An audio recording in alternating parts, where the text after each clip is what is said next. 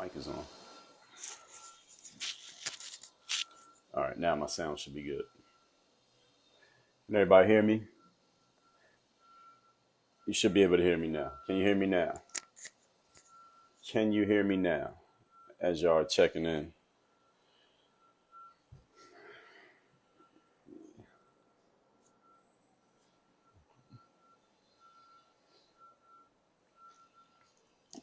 Can everybody hear me now? Shout yourselves out. Let me know if you can hear me in the Facebook. I know y'all can hear me. If you can hear me on IG, all right, everybody can hear me? Great. We're going to get started in a couple seconds here. I'm going to let's see if these rooms populate a little bit more on IG. I got IG going and I got Facebook going. So I'm going to do these on both lives at the same time moving forward. So I don't have to repost these to all these places. So hope everybody's having a good day and a good week thus far. For those of you who don't know me, my name is Dre Baldwin. I'm a former 9-year pro athlete. I'm the author of 31 publications that many of you may call books. I'm the creator of this whole franchise, this whole framework, this business's brand that is called Work on Your Game. It's all about taking the mental tools and the traits and the strategies to help an athlete get to the top 1% in sports and applying those tools at work and in everyday life. And what we're going to talk about here today is a topic that maybe some of you might be familiar with, maybe you have heard of, but you probably haven't been taught enough about. And that's what we're going to talk about here today, because I'm going to make sure everybody knows what this is. The topic is called human capital. That is the topic here today.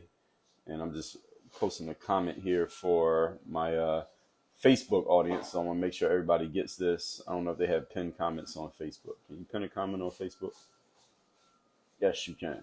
All right, so I'll just pin my comment on Facebook. So as y'all are checking in on IG, you already got a pinned comment. That's Work on Your Game University. That's my coaching program. Those of you who are over there on Facebook, let me see. How do I do a featured link here? No, not there. Facebook, I'm still figuring out how to even use all these pieces here. They got some of the stuff going on Facebook. But anyway, we are, somebody said you posted that soon. Well, I can't change it. I don't think it's changeable once you start. Yeah, it's not changeable. It doesn't matter. You know what it means. Who is that? Patrick. You know what it means. You heard what I said. So I don't think anybody's ever died over a typo. So anyway, let's get to the topic here today. The topic is human capital. This is something that everybody needs to understand. Everyone needs to understand why it matters, how it has applied in your life up to this point, how it will apply in your life moving forward. If it's going to apply in your life moving forward, it should apply in your life moving forward, because if it doesn't, then you're going to be fighting an uphill battle. And as I get into explaining this, you understand why that is and what exactly it means when I'm talking this topic of human capital. So let's get straight to it. And anybody who comes in late can catch it in the middle, or they can catch the replay. So the topic, first of all, let's get a definition of what human capital means. It comes coming from a website called investopedia.com. This is a good website for any of you want to learn anything about anything around the topics of finance, values, money. Investopedia has a lot of good definitions and explanations of subjects. I'm not saying that everything they're saying is absolutely true. I don't know. I haven't read their whole website, but they have a lot of good definitions. So Investopedia says the following. It's like Wikipedia, but Investopedia. Human capital is an intangible asset or quality not listed on the company's balance sheet. It can be classified as the economic value of a worker's experience and skills. This includes assets like education, training, intelligence, skills, health, and other things employers value, such as loyalty and punctuality. Now, I talked about some human capital traits in episodes 1772 through 1776 on my Work on Your Game podcast feed. The topic was the top soft skills that you will need moving forward. Those of you who don't know what soft skills are, those are the skills that you can't count them in numbers. They don't show up on a spreadsheet. They're not something that you cannot physically like hold it. You can't hold it in your hands. It is something that you can kind of see, but it has to be demonstrated. It's something that exists within a person. That's what a soft skill is. So, for example, communication is a soft skill. Being able to make friends and build rapport is a soft skill. The ability to sell is a soft skill. Ability to empathize with other people. And like any of you ever worked in customer service, usually want people with pretty good connection. Pause. Are we back on IG? All right. Soft skills are the skills that, again, they're not things that you can hold in your hand. They're not things you can necessarily measure, but they matter a lot. And another thing that all of you should keep in mind is that as the world becomes more, how we want to say it, as more microchips are taking over the world and stuff is becoming more automated. And we have, yes, skills that are inside the person, Andrew, you got it right. And you get companies like McDonald's. So you go to McDonald's now and you got the automated machines are replacing the human beings, where there's a lot of jobs where the humans are being replaced by computers. Soft skills are one thing that computers cannot replicate as of today's technology. They're learning. I want y'all to understand there are engineers out there trying to create computer programs that can replace all of us in our jobs. But for now, human beings have to do the soft skill jobs. And if you have strong soft skills, the better your soft skills, the more future proof you become.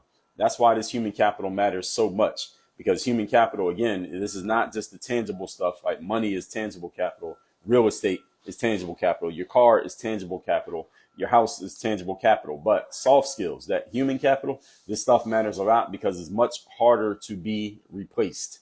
And that human connection between people, that still matters. We are still social creatures. We still like and need and want to have that connection with other human beings. That's why your ability to build, develop, and leverage your human capital matters so much. So let's talk about this as we get into this. Again, soft skills are examples of human capital, but they're not the incomplete list.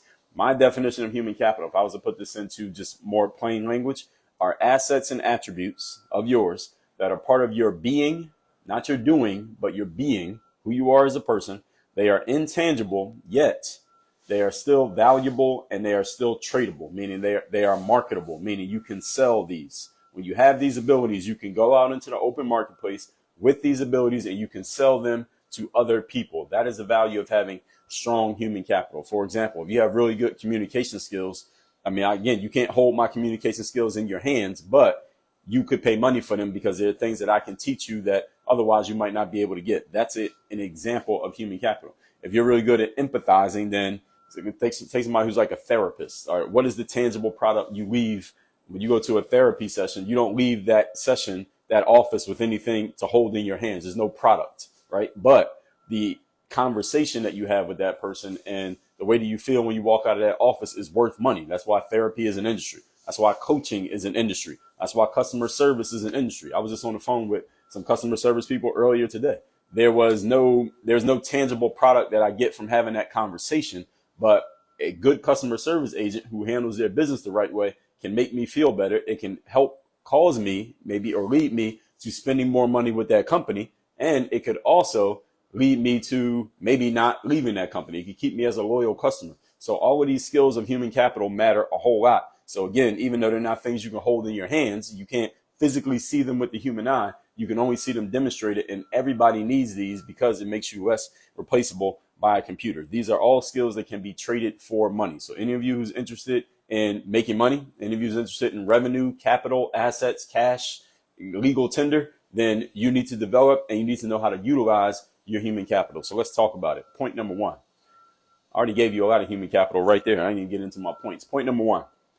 Human capital is how all communities are built. Human communities are built on human capital. So if you look around at your community where you live right now, there are houses there are businesses, there are brick and mortar stores, there are cars, there are roads, there's no lawns and grass, and all of that stuff was built through human capital. Now, those are all physical things that I just mentioned, but they could only come about because somebody had to have the idea, hey, we need to build some roads here. Let's build some buildings. Let's get some cars on the road. Let's get some houses over here. Let's build a condominium over here. Let's put an apartment building over there. Let's put a playground on this side of town. All of those things started as an idea in somebody's mind. Then they had to organize the knowledge, organize the people who had the knowledge to do these things. So who knows how to create the blueprints for building a building? We got to find that person. Now who knows how to actually construct the building, actually lay the brick and the mortar so that we actually build this brick building into a finished product? Who knows how to pave roads? Who knows how to get cars out on the road? Who knows how to build a playground and build a park? Who can get the permits for doing all this? Who can get the licenses for us to actually do the construction? All of those things start with people's minds. Then they organize the knowledge. Then that organized knowledge gets put into action. And then we get a finished product. So somebody said right people in the right place. That's one way of doing it. But this is more than that. This is organized knowledge. Napoleon Hill talks about this in one of my favorite books, probably one of my top 5 books. It's called The Law of Success. If you haven't read that book, you should go look it up. It's called The Law of Success. And one of the things he talks about in the first chapter is the skill of organizing knowledge. Many of you may know this as a mastermind. A mastermind is when a bunch of people with knowledge come together and they work together, exchanging information with each other. I got this knowledge, you have that knowledge. Let's exchange information. Or you make this call for me, I'm gonna send this email on your behalf. I'm gonna introduce you to this person over here. You let me know who these people are over there. That's organizing knowledge. The better you can organize knowledge, the more opportunity you create for yourself. The ability to organize knowledge requires relationships. It requires the skill of building and maintaining relationships to organize knowledge. In other words, all of you listening to me right now, I just posted a reel about this today. I got the full videos up on YouTube.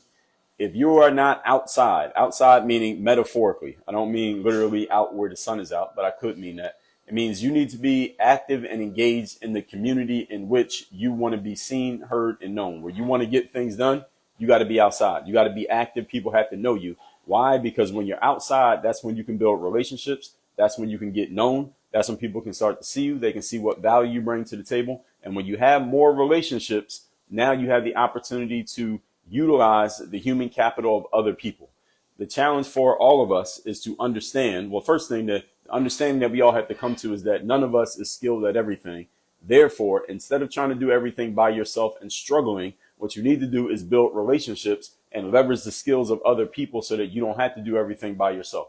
Challenge for many people is that they try futilely to do everything by themselves when you are not skilled at doing everything. You know you're not skilled at everything. You need to know what are 3 to 5 things, and usually it's about 3, that you are really, really good at. Meaning the top 3 most marketable abilities that you have. And it's very important that you get clear on this and that you be honest with yourself about this. You need to be accurate in this. Understand, I said accurate. Don't be right. Be accurate. There's a difference between the two. A lot of people want to be right in lieu of being accurate. Being right means you're proving that you have an idea that is stronger or better, or an opinion is stronger or better than the next person's. Being accurate means you're doing what's actually going to produce a result. And those are 2 completely different things. When you're trying to be right, you're appealing to your personal ego. When you're being accurate, you're appealing to results, to the outcome that you want to achieve. So you got to be accurate as in what your top 3 most marketable skills are. And anything that's not in the top 3, instead of trying to figure it out and learn it on your own, especially if it's going to take a considerable amount of time and effort, is your question, instead of saying, how do I develop the ability to do this thing that I'm not good at? Don't ask that question. That's a bad question. Here's a better question. Who does have this ability, and how can I connect with them and utilize their human capital to help me accomplish my goals?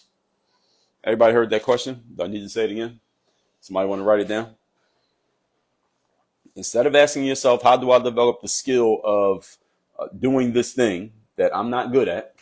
Instead, ask yourself, who does have this skill, and how can I leverage their abilities to help me accomplish my goal? Now, here's the question you might be wondering, well, Dre, why would somebody else let me use them to accomplish my goals? What are they getting out of it? Because nobody does something for nothing, right? Here's what is going to happen. This is why we have the concept of the mastermind. This is why I told you need to read Napoleon Hill's book, The Law of Success. And you might as well read Think and Grow Rich as well while you're at it, and listen to some of his lectures that are on your Spotify or Apple Music. Instead of listening to the Future album, listen to that. And one of the things that Napoleon Hill explains is that the concept of the mastermind is you do something for me, I do something for you. No human being does something for nothing. So if I'm going to do something for you, you have to be giving me something in exchange, whether you're giving me money or you're giving me some knowledge of your own. Maybe I'll introduce you to these people over here who I know. You introduce me to the people over there that you know. So now we each get something. I get something, you get something, and everybody benefits in that relationship. This is how relationships get built, is that there's a give and a take.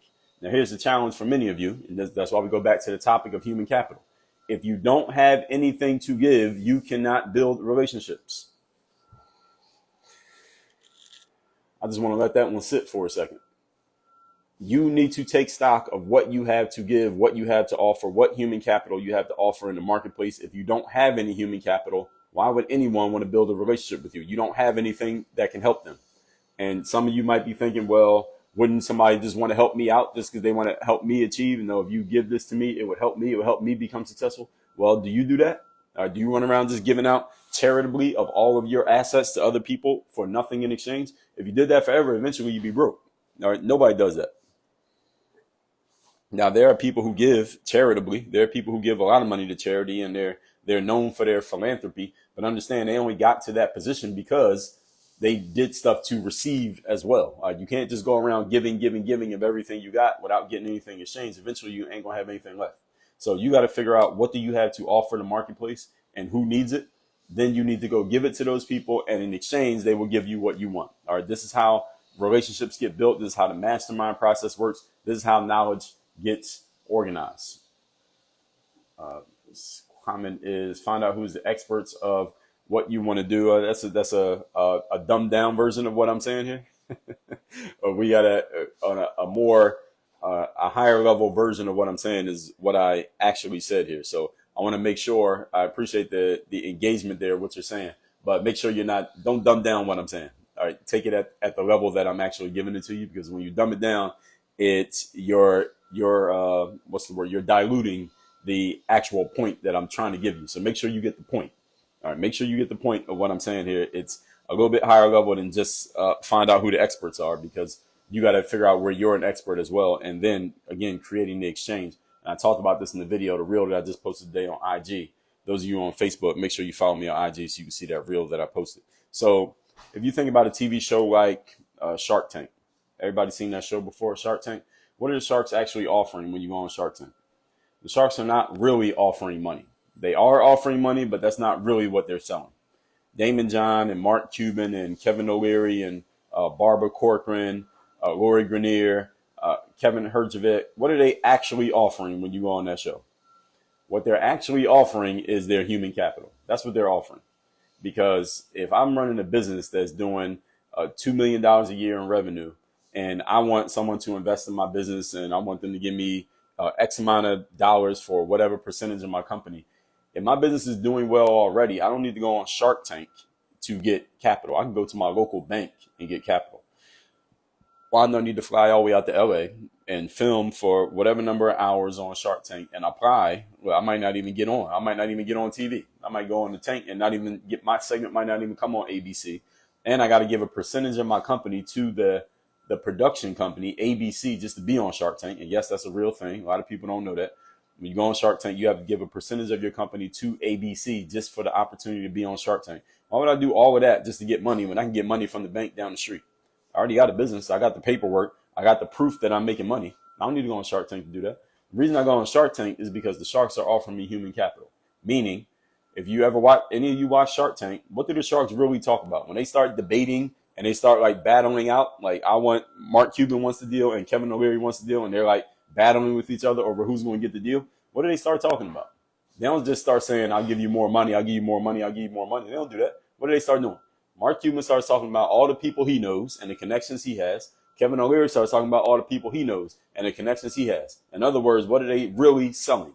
They are selling their human capital. They're selling their relationships. They're selling who they know. They're selling the phone calls that they can make that are going to get answered. That's really what they're offering. Because again, they can get money anywhere. You're running a business that's making money. Anybody will give you money. All right, the bank will give you money. American Express will give you money, and nobody even has to know that you exist.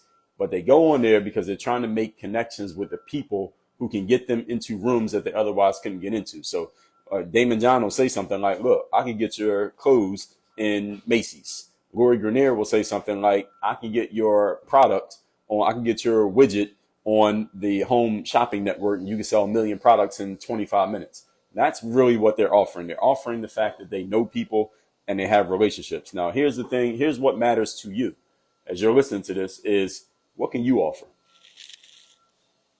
I'm going to take a sip of water because I really want you to think about that. What can you offer? If you were on a show like, it doesn't have to be Shark Tank, but if you were somewhere where you were offering yourself as a connection to other people, what do you have to offer that would make your offer stand out? And let's take money out of the equation, because anybody could have a certain amount of money, but let's say you don't have any money. What do you have to offer? What kind of human capital can you offer to another person that will make them want to build a relationship with you? If you cannot answer this question, then you really need to start building up your human capital, because you're in a position of peril where you have nothing to offer the marketplace. So why would the marketplace want to offer you anything? I mean, just think about that. What I want, if I go on Shark Tank, I want the knowledge, experience, connections, and the phone calls that the sharks can make on my behalf. Mark Cuban knows 1,000 people who I don't know. Damon John can make phone calls that will get answered and returned, that if I made those same phone calls, those people wouldn't call me back because they don't know me, but they know him. So I want to build a relationship with him because he can call people that I can't call. That's human capital. Now, the question for you is, what human capital do you have to offer the world? What can you offer the world outside of money that if someone wanted to build a relationship with you, they could say, I'm building a relationship with this person because they can bring this to the table. They can make this call that I can't make. They can send this email that's going to get replied to. They know these people that I don't know. What do you have to offer that other people don't have? What soft skills can you bring to the table that you can marketably sell and trade on in the marketplace? If you can't answer, you got work to do. I'm not even going to say you're in trouble, but you have work to do. Point number 2, we are talking human capital today. Number 2, when you have human capital, you can use it to create the tangible capital that most people go after. All right. Most of us think about, for the most part, we think about tangible capital, not intangible capital. So in episode 67 of my podcast, I talked about the 4 intangible assets of life. And the way that I got this was through a book called Building Wealth or Creating Wealth by Robert G. Allen. Any of you never read that book? Again, it's called Creating Wealth. It's written by Robert G. Allen. If you have not read this book, then you need to go buy it. Anytime, by the way, if you are new around here, anytime you hear me mention a book, you need to go buy it and read it. Again, it's called Creating Wealth, Robert G. Allen. Now, he talked about the 4 kinds of tangible capital. All right, the 4 forms of tangible capital are cash. Everybody knows about cash. Credit. Most of you know about it. Even if you don't have a lot of it, you know about it. A steady income. That's like having a job and a paycheck that comes every 2 weeks. You can trade on that. And any type of like real estate, any kind of real property. Those are the 4 forms of tangible capital. Now, most people know about those. Here are the intangible capitals, forms of intangible capital. Can everybody hear me? Somebody was saying they couldn't hear my audio. Can people hear me? Can everybody on Instagram hear me? I know Facebook can hear me. Can you hear me over there on Instagram? Mic should be plugged in here. I'm just waiting for a confirmation on IG and I'll keep going. Can you hear me on Instagram? If you are watching on Instagram right now, can you hear me? Okay. All right, everybody can hear me. Thank you. So the 4 forms of tangible capital, we just went over that. Now the intangible capital, these are the other 4 forms of capital. Thank you, everybody who said they can hear me. If you don't have tangible capital, or you don't have as much as you want, or you just want to make more, and you want to figure out how can I create more tangible capital even though I don't have a certain amount. You've all heard the phrase that it takes money to make money. That's not necessarily true. Now, are there times when you can use money to make money? Absolutely. But there are other ways to create money even if you don't have it. There are 4 forms of intangible capital. Here are the 4 forms of intangible capital. So if you don't have tangible, here's how you get it. Time, relationships, knowledge, and courage. These 4 forms of intangible capital can be leveraged to create tangible capital. And I'll explain how you can use each one. First of all, let's talk about time. When I got a job at McDonald's when I was in high school, I didn't get that job because I had money, but McDonald's paid me money. So what did I do? I leveraged my time to make money. I go to McDonald's, I worked for an 8-hour shift. I got paid my $5.25 an hour, whatever I was getting paid at that time. So now what did I do? I traded my time for money. That is a way you can use time to make money. And even to this very day, as an entrepreneur, there are times where I will trade time for money. And a lot of people try to talk about, I want to trade my time for money. You should always on some level trade time for money because it keeps your boots on the ground and you know what's going on in your space. You don't want to get so far away from the game that you don't know what's going on because then you become out of touch. So that's one way you can trade your time for money. You give people your time, they give you some money. Any of you ever had an employee or been an employee, you understand how this works. They say you work this many hours, you get this much money. All right, everybody understands that. That's a pretty simple one. Second way that you can leverage intangible assets is relationships. When you know the right people. Now, a lot of people, when I talk about intangible capital, they start talking about relationships. So I'm I'm a connector. I know people. I know how to build relationships. Okay, that's fine if you believe that and you say that. And a lot of people like to say that. My question is, have you been able to market that ability? In other words, have you been able to sell it? Are you able to sell the fact that you can build relationships between people and get people to pay you for it? So if the answer is yes, then you have a marketable skill of building relationships. If the answer is no, then you have not proven that skill to be marketable. I'm not saying you're lying, but I'm saying you haven't proven it. All right, your skill is not marketable until you can trade it for money. Did everybody hear that? You do not have a marketable skill until you can trade that skill for money. In other words, if no one has paid you for it yet, it's not marketable yet. Doesn't mean it can't be marketable, but it's not marketable until you can trade it for money. That's the way that it works. Again, this is about accuracy. It's not about being right. Now, it's not about me knocking you. It's not my opinion. Marketable means it can be traded for money. Any questions? Okay. Everybody clear about that? So the second one is relationships. Relationships is knowing the right people. So for example, there's this guy named Dan Kennedy. He's an older guy, legend in the marketing game. He's pretty much semi-retired right now, but he talked about, I was reading one of his old programs, and he was talking about how when he used to have like a mastermind type of coaching program.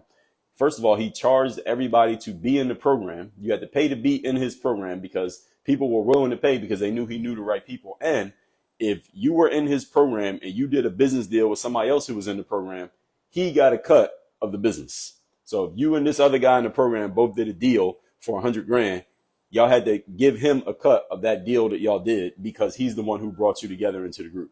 That's an example of having a marketable skill of building relationships when you can actually charge money for it and people will pay. That's building relationships. Now, if you just know a bunch of people, you're known, you're outside, and you go outside and people know you, that's all good. But until you can sell it, then it's not a marketable skill. That's what I mean by having a marketable skill of building relationships. Another example is, for example, I'm going to be at the ClickFunnels conference in September in Orlando. That's Russell Brunson. He's here on Instagram. Y'all should be following him. He's a really good dude when it comes to marketing, more contemporary when it comes to marketing and stuff. And Russell has that conference every year, and he has a whole bunch of speakers who come in. And I've been to the conference I think it's going to be my third time in a row going to the conference. And the thing is, are the speakers there? The speakers are, not every speaker there is so exciting to me. Some of the speakers are great. Some of the speakers are kind of boring. But one of the reasons why I go to the conference is not necessarily for the people on the stage.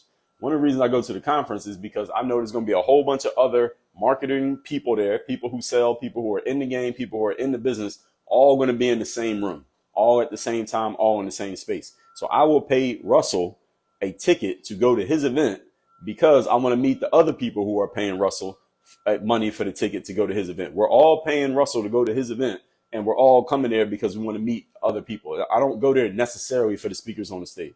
Again, some of them are good, some of them are not. I go there to meet the other people who are going to be in the room because there's 5,000 other people in the room, but there's only 20 people on the stage. So none of those 20 might not be good, but out of 5,000, somebody in there is going to be useful. That's why I go to events like that. So that's another example of trading on your ability to market, is if you can have your own event and people will pay for that event, not just for you. Yeah, they're paying to come see you, but they're also paying because who else is going to be there? That's part of your ability to trade on your intangible capital. That's the second one, relationships. So let me speed up a little bit here. Now, the third one is trading on your knowledge and courage. So knowledge is a pretty simple one. Many of you, especially those of you who are entrepreneurs, online entrepreneurs, info marketers, infopreneurs, as they call it, you all understand this. You're selling your knowledge all the time. If you sell a course or a book or a coaching program, or you ever done a speaking gig that you got paid for, any of those things is a form of selling your knowledge.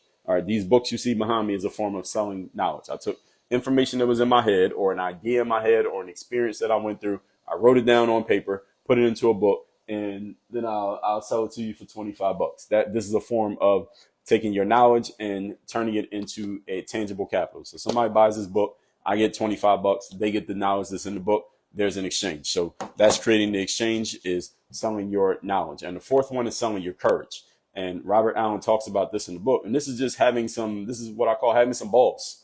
You got to have the willingness to put something on the line. And all of you need to understand, especially those of you who are, if you're newer or you're thinking about getting into entrepreneurship, you got to have some balls to be an entrepreneur, because it's much easier to not be an entrepreneur and just go work for somebody else's business, and they'll give you a paycheck. You trade your time, they give you some money, and it's all fine and good, at least until it's not. But to be an entrepreneur, you are taking risks. The very definition of being an entrepreneur is someone who starts a business enterprise while taking on greater than normal financial risk. And sometimes a greater than normal financial risk is simply knowing that you don't have a guaranteed check. That is a greater than normal risk. Is paying to go to an event, like I just told you. I'm buying a ticket to go to a conference and traveling there and paying for your hotel and all of that. Ain't no guarantee there's no bag of money there waiting with my name on it when I get there. I got to take the information that I get from there and the relationships that I build there and the motivation, the inspiration, whatever I want to call it, that I get from that event. Then I got to bring it home. I got to organize it. Then I have to do something with it. I got to put it into a tangible format that other people can understand. I got to put a price tag on it. And then I got to get you to buy it. I got to do all of that just to make my money back from going to that conference. Is that a greater than normal financial risk? Yes, it is. That is what entrepreneurship is. That's what you're doing when you're an entrepreneur. You invest up front. You get all this stuff. Then you have to organize it, figure out how to put it into a packaged way that another person who doesn't know what you know can understand, get them to understand why they need it, put a price on it, get them to give you the money. Then you got to deliver to them. And then you better hope that they're happy so that they're not mad that they made an exchange. You got to do all that to be an entrepreneur. Who wants to sign up for that? I don't make it sound too fun, right? But that's literally what the game is, right? That is a greater than normal financial risk. That's what entrepreneurship is, and you got to have courage to be an entrepreneur. So these are the 4 forms of intangible assets and how they can turn into tangible assets. So again, that's Robert G. Allen. That book is called Creating Wealth. If you have not read that book, go get it. Anytime you hear me mention a book, go get it. So people who create tangible capital don't necessarily have to have a lot of human capital. All right, they just have what people need and they know how to leverage it. Definition of value is what people want.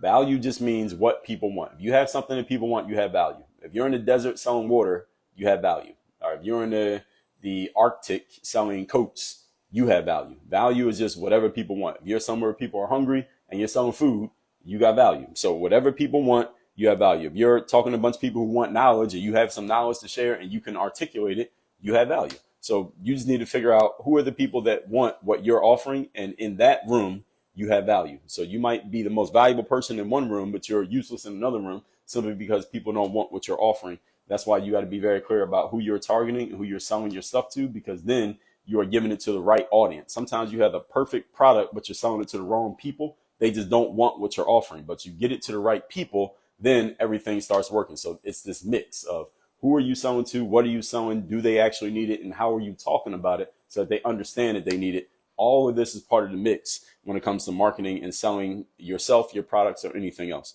Moving on to point number 3. This is the last point. If anybody has a question, go ahead and post it in the comment section. I'll address them all at the end here. Third thing is, we're talking about human capital today. Third thing is tangible capital. The tangible stuff comes later. And this is the long game that many people simply don't have the discipline to play. Many people just don't have discipline in life, period, let alone in this particular area. But people just don't play the long game. A lot of people just want to sprint. And it makes sense because in the world that we're in today with these phones and these apps, everything is immediate, right?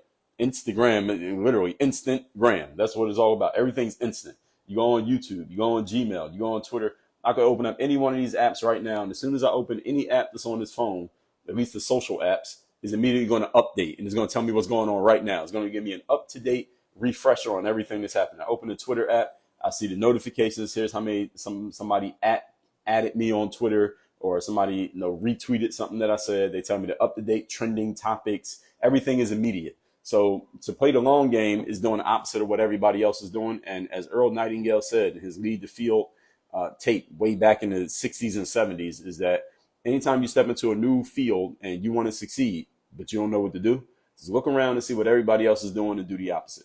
That's the way that you separate yourself. Look at what everybody else does and do the opposite of them. Most people have no discipline. So if you want to separate yourself from everybody else, have discipline. Most people only want to do the short thing, the quick thing, the sprint. So if you want to separate yourself from everybody, learn how to play the long game. Learn how to be a distance runner and not a sprinter. So tangible stuff comes later. If you were to give tangible capital to people who have no intangible capital, no human capital, guess what would happen? They will lose it all. Example, if you take somebody who's from the hood and they don't have any money and they don't have any financial knowledge, no intangible capital, no human capital about what to do with money, even if they had some. But then they go play the lottery, the Powerball, and they win $5 million, Powerball, 50 million, 500 million, doesn't matter how much. But they have no knowledge of what to do with money, no knowledge of the concept of money. You know what's going to happen to them? They will go broke again within 5 years. No matter how much you give them, 500 million, 50 million, 5 million. Many people will say stuff like, you know what, if I just had $10 million, I'm good for life. I don't need to buy a whole bunch of cars. I don't need to spend anything. I'm good. I'll be happy just with that. But if someone doesn't have the human capital of what to do with tangible capital, they will blow all their tangible capital. This is why it literally is true that people who win the lottery, if they come from, most people who win the lottery go broke within 5 years of winning the lottery. It doesn't matter who they are.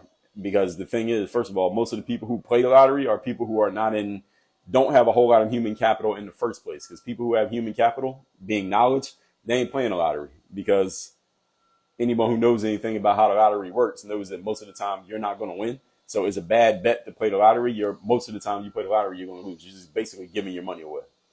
My economics professor in college said the lottery is a tax on the stupid. It's a stupid tax is what it is. Because how many people do you know actually won money in the lottery in their entire lives?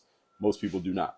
The point being, when you have the human capital and the knowledge of knowing how certain things work, then once you get the things, then you can actually multiply them and make it bigger. But if you have no knowledge and I gave you a whole bunch of stuff, you will find a way to lose it simply because you don't know what to do with it.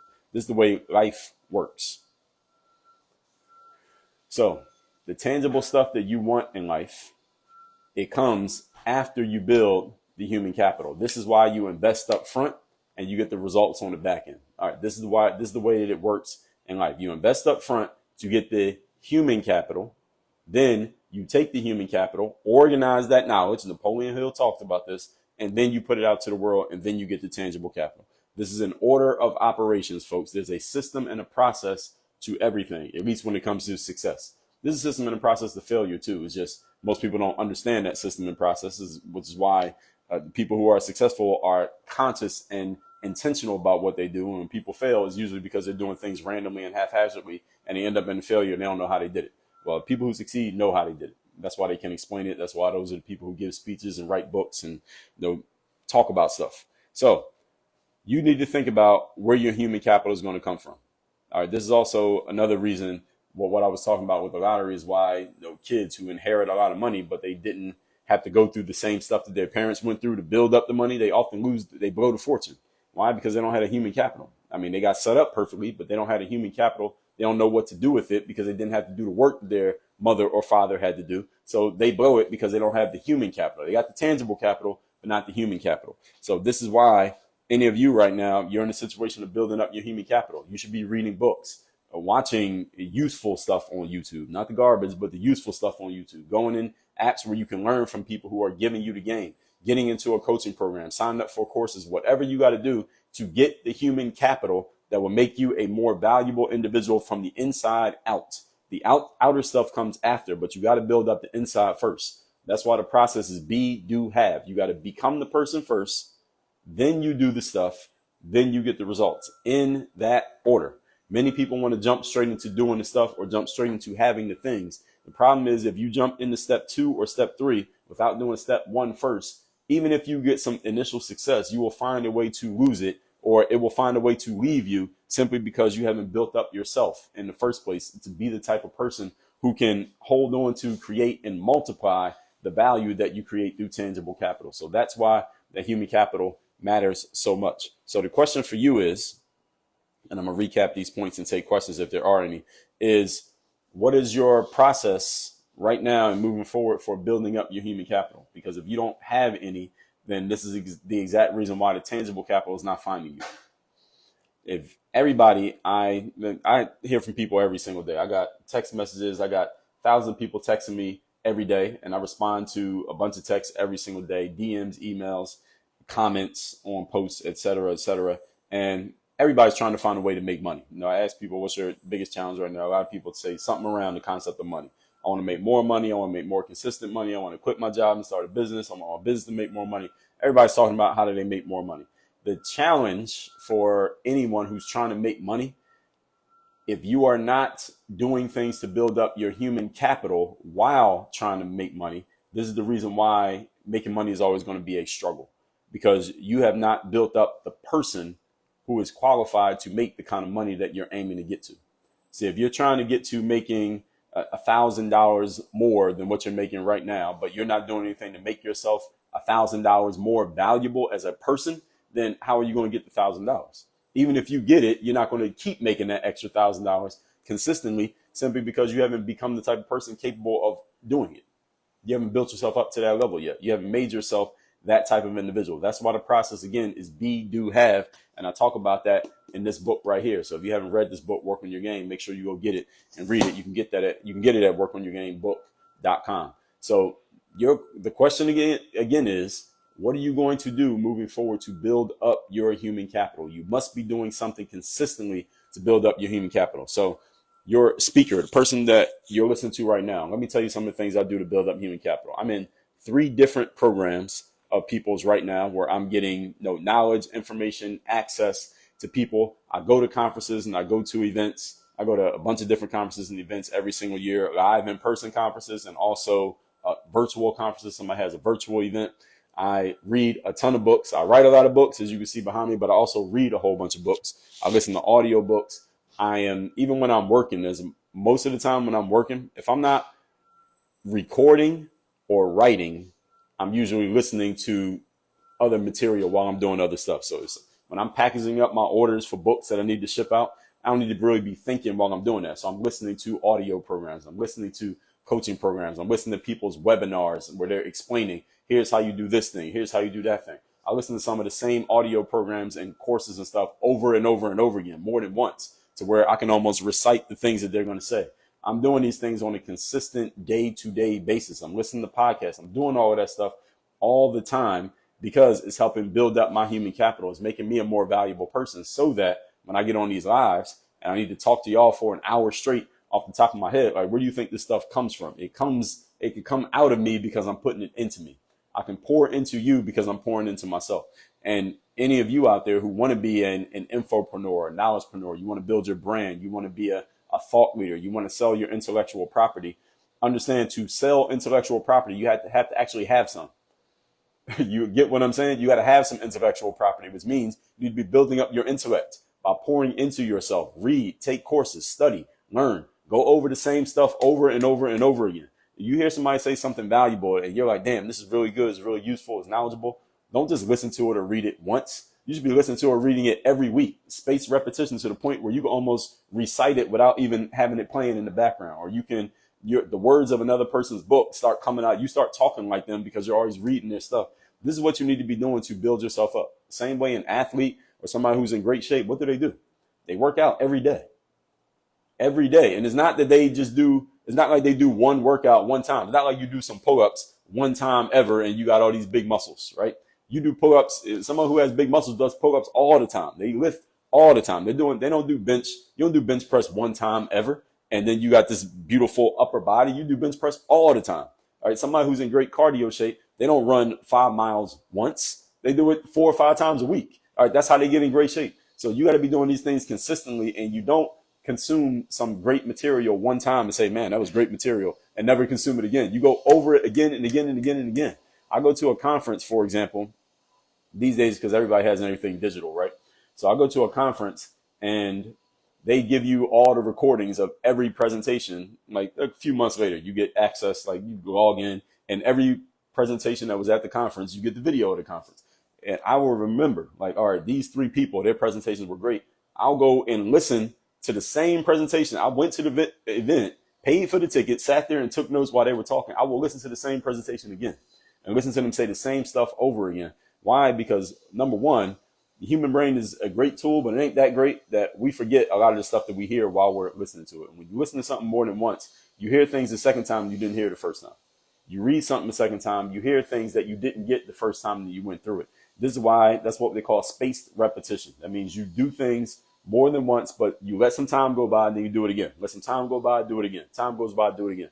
That way you start to retain the information and you really know it, not just one time. Again, when you were in school, you studied for a test. You didn't go through the chapter one time because you would have forgot it.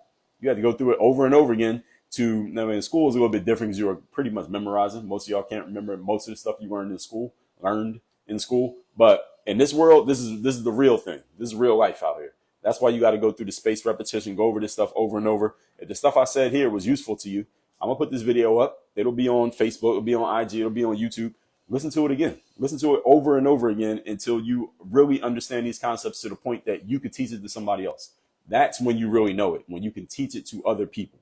That's it. There's levels of expertise. I might do my next live tomorrow on that. The levels of expertise. The highest level of expertise is when you can teach the things that you know and people want it from you and they're willing to pay you for it. That's the highest level of expertise, is when you can teach it and people will pay you to teach them something that you know. Anyway, all that being said, I've been talking for an hour straight. Who has a question? If you got a question, go ahead and post it in the comment section. I'll address it and then we'll be done. Today for me, I'm finishing writing my I send out a monthly newsletter called the Bulletproof Bulletin. I'm going to finish writing that. I got to finish writing the May version of that, the Bulletproof Bulletin today. And we're going to get that sent to the printer so we can get that sent out. And what else I got to do? I got a list of things here, but I got several things I'm be working on today, but that's my number one priority, is finishing that up. I got some CRM stuff to catch up on. I got to make a call so we can get some shipping material. So I call this company. They send me this, what do they call this? Like a catalog for shipping stuff out. So I'm going to call them. I'm getting some boxes, the stuff that we're going to be shipping out. They got a lot of stuff in it. It's like an 800-page catalog. So I'm going to call them. They're going to help me figure out what packages we're going to be sending stuff out in. Anyway, if I can take questions, go ahead and post it if there are any. But maybe this information was so perfect and nobody has a question. And oh yeah, if you didn't get my daily motivation text today, then text me at this number that I just posted in the comment section for my daily motivation, 305-384-6894. Every day when I send out the daily motivation, you'll be getting it from that number. That's my text number right there. Let's see. Connections, connector. Yeah, see, that's the thing. A lot of people say that they're connectors. Okay, you can be a connector, but now you got to figure out how can you market your connection skills. That's the thing. Andrea said, you're super smart and passionate. Thank you for giving me your time. Well, thank you. Thank you, Andrea. Andrea, you got to get some of my book. Andrea, you have any of my books? Daberdine says, I haven't been able to sell it. Yeah, then you got some work to do. And you really want to figure out what you're selling. It might not just be connections, because that guy that I was talking about who was able to sell, Asha, what's going on? Appreciate you. Good to see you. The thing that guy that I was talking about who was able to sell the connections, he wasn't just selling connections. He had actually given people value. He was teaching them business principles. Then he built the group where people can come in and had to pay him. He got them to know him by proving that he had game. He was sharing his business principles. That's how they know him. Then he built the group, and then they paid to get in the group. So I want to make sure y'all don't just misconstrue that to think he just built the group and they just did it just because they could build the group without him, right? They came into his group because he was teaching them business. That's how they found him in the first place. So you need courage and faith. I'm not dumbed down and get respectful. You need to stay focused and not give up. Got you, Andrew. I appreciate it. Say, I want that. How do we get that? You want what? What is that you're referring to, Andrew? You say you want that. I don't know what you're referring to. Bucks are plenty. Yeah, you missed a lot today. But the replay will be up, and it'll also be on YouTube. So if you like to watch it on faster speed, you can check it on YouTube. Daberdine says, how do you prevent procrastination? What you do is you read my newest book right here, The Third Day, The Decision That Separates the Pros from the Amateurs. This is Human Capital right here. So the third day there's a chapter in this book called The Third Day. And because this is such a valuable framework that is in here, I went and wrote a whole book on it. This is all about how you show up and give your best effort when you least feel like it. That's what procrastination is. You don't feel like doing something and you're not doing it. How do you actually get yourself to do it, but not just hyping yourself up? This is it. There's a process, a strategy that you can use so that you can do this all the time. That's this book right here. You can get this by going to thirddaybook.com. Daberdine, I'll put the link in the comment section. That's thirddaybook.com. That's my newest book.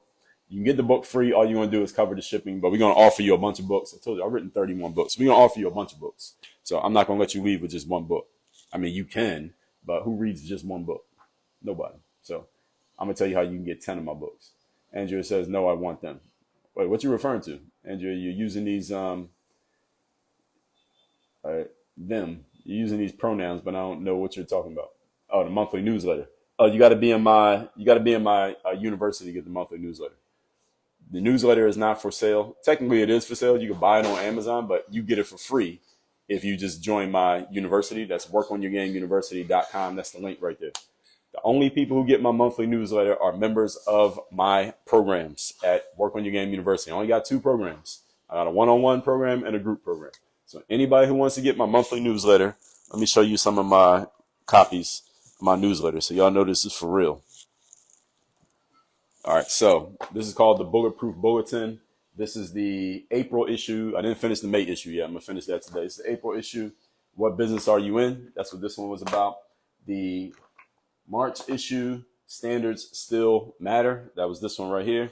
The February issue, 4 things winners never do, but there are multiple topics in each one of these. So in this one, we talked about how to develop winning habits, how much does social media matter for your business, the 5 levels of expertise. I told you I might do a live on that. That's coming up, maybe. This one, why selling the thing matters more than doing the thing, how to create unfair advantages, 10 truths about life. This is the March issue. The April issue, why I was never actually in the basketball business. Even though I played pro basketball, I was never really in the basketball business. I was in a different business. I talked about and sometimes I talk about current events too. I talked about that Will Smith thing with Chris Rock at the Oscars. I wrote about that here. Identifying your blind spots. That was in this issue. So this next issue, I'm going to be talking about how to be a difference maker on your team. I'm going to be talking, let me see, I'll even tell y'all what I'm going to be writing about in this month's Bulletproof Bulletin, because you can only read this if you are a member of my university. So I'll tell you the topics, but you're only going to know about it if you actually get the magazine, the newsletter. So let's see.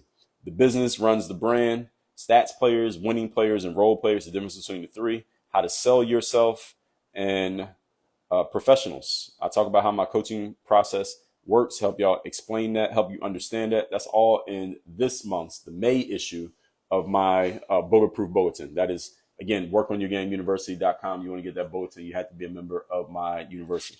Now, if you join later, actually, no, let me not say that, because that's not actually how it works. So you're not going to get these. The only people who are going to get these is after you come into one of my programs.